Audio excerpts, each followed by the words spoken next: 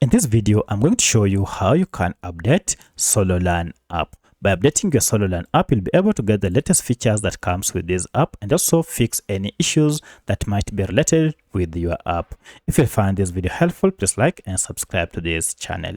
Alright, to update your Sololearn app, you need to go ahead and look for your app through Google Play Store or App Store. For my case, I'm on Android and therefore I'll go to Google Play Store and then using the search bar up here or this icon, go ahead and just tap on it and then just search for Sololearn. Now, if I go ahead and search for it, you can see we have our app here and we have an update, which means I've been using an outdated version of Sololearn app.